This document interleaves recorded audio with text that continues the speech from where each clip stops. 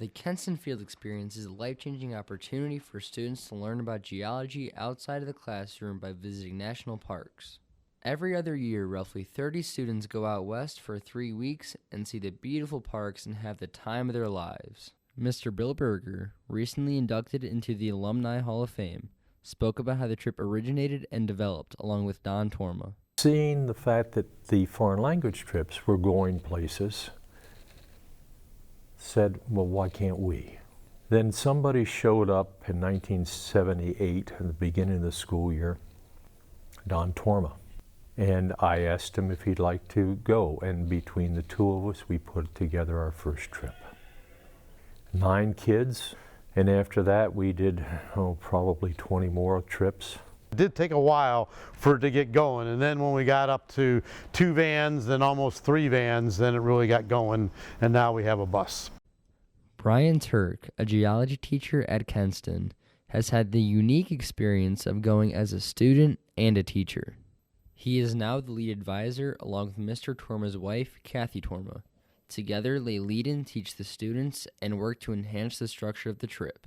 We have a bus driver now, which is nice because it gives the chaperones a chance to rest and recoup as well instead of having to teach and lead, also drive everywhere. We've now added rock climbing, which is a new component, and then there's been other trips where we've whitewater rafted twice as opposed to 1 time. So I would say that's the biggest piece, and then adding the wilderness first aid component as well. You know, as a student, I certainly miss that, you know, visiting the new park for the first time and that, like, you know, excitement of, wow, I've never been here. And as an advisor, I've been to most of the national parks that we visit. So, but to be honest, seeing the students excited for the first time really gets me excited as well. Both present and past advisors can agree that being out in the wild for 3 weeks is nothing but beneficial for the young adults on the trip.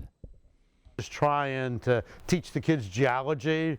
You know, we didn't realize that it was such a character builder where being out on their own at that age was going to change their life so much, and it made them appreciate all the things they take for granted here, like food and showers. They're kind of on their own, and they have to deal with a lot of emotions and the rigors of the academic portions and the physical rigors, and it's just kind of a lot to deal with on your own, and I think people just really grow from that. It's a chance for students to be out on their own and kind of experience, take this experience and have this opportunity to share it with friends as opposed to with family. It's not even so much about the geology, which is obviously a big part, but it's more of that growth as a person, I would say.